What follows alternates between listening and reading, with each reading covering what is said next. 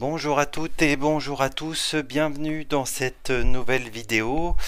Recevez tout d'abord mes meilleurs vœux à tout le monde, tous ceux qui me suivent, à vos proches également, tous mes vœux pour cette nouvelle année. J'espère qu'elle sera productive, qu'elle sera orthographique et qu'elle sera riche en partage. Je vous reviens donc aujourd'hui le 10 janvier 2023 avec les fameuses fautes commentées de la presse. Désolé pour la luminosité, elle n'est pas très bonne. J'ai déménagé et je suis dans un nouveau bureau et pour l'instant la lumière n'est pas encore tout à fait optimale. Donc désolé si vous avez de la peine à voir cette vidéo. Donc je vous présente 4 publications dans lesquelles, comme d'habitude, se trouvent des fautes d'orthographe. Je vous invite à lire la première publication.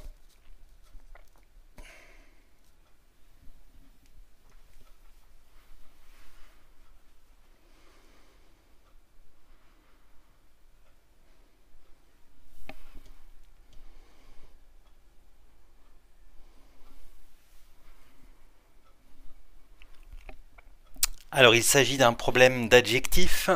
Si vous n'avez pas encore trouvé la faute, un problème d'accord de l'adjectif.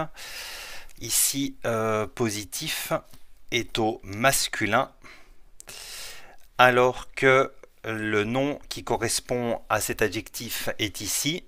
C'est un nom féminin, donc il aurait fallu accorder l'adjectif de cette manière. Positive et non pas positif. Ensuite, BFM TV, maintenant. On avait déjà parlé de cette faute ici.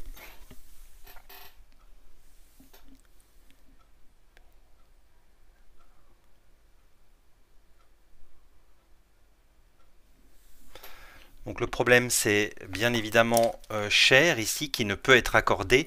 Il est considéré comme un adverbe à cause de ce verbe. Donc je vous rappelle que coûter n'est pas un verbe d'état. Seuls les verbes d'état, dont les principaux sont être, paraître, devenir, avoir l'air, passer pour, sembler, tous ces verbes-là, c'est quelques verbes que je vous ai cités, les verbes d'état sont... La liste est plus longue, et bien après les verbes d'état, vous aurez automatiquement un adjectif. Or ici, le verbe coûter n'est pas un verbe d'état. Je vous rappelle que pour coûter, payer, valoir, vendre, c'est un adverbe que vous aurez après, donc l'accord n'est pas possible. Il faut donc laisser cher écrit comme ceci. Publication suivante.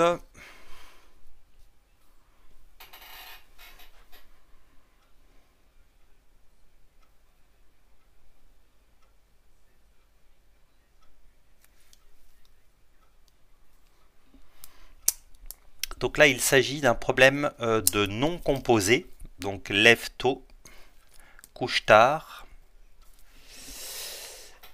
Alors, la problématique de l'accord des noms composés est très vaste, elle est réelle, sauf qu'ici, on peut appliquer le principe de base qui dit que on n'accordera que les noms accordables.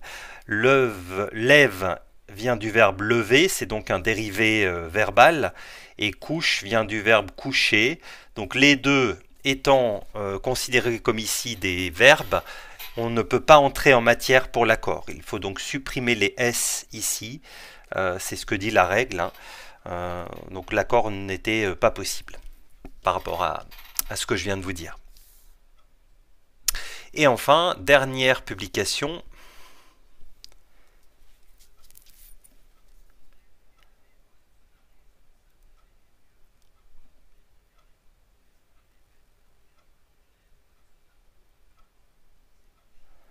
La faute se trouve à la première ligne, vous l'aurez probablement déjà décelé. Le participe passé ici ressenti, il est utilisé avec l'auxiliaire avoir. Donc on applique la règle qui dit que le participe passé avec avoir s'accorde avec le COD, complément d'objet direct antéposé. Le COD c'est QU apostrophe. Il est visuel, on passera par la question tout à l'heure pour en avoir la preuve. L'antécédent du COD c'est une onde de choc. C'est donc un antécédent féminin singulier, donc on doit appliquer la règle et ajouter le E à ressenti. Donc en passant par la question, puisque tout le monde n'est pas visuel, hein, le côté visuel nous aide, puisque le QU apostrophe et le que, la forme non contractée, est à 99,9% COD. Donc là, on a déjà un sacré indice. Maintenant, en passant par la question, le pays de Cruzeil a ressenti quoi? La véritable onde de choc. Donc ici, en passant par la question, on a la preuve de la présence du COD antéposé. Donc ici, il fallait absolument accorder avec ce COD. Voilà, j'en ai terminé. C'était une vidéo rapide. Je suis ravi d'être de nouveau parmi vous. La semaine prochaine, je ne sais pas encore ce que je vous proposerai. Très probablement une série de phrases orthographiques. Très probablement. Je prépare également des théories, hein. Vous êtes assez nombreux à me demander des théories. La prochaine sera sur les propositions, si je ne m'abuse. Ça a été une demande d'une d'entre vous. Je ne retrouve pas mes notes, mais je crois que c'est ça.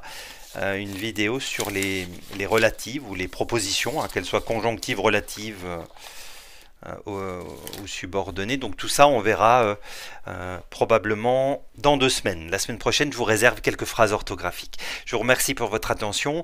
Encore bonne année à tout le monde et à très bientôt.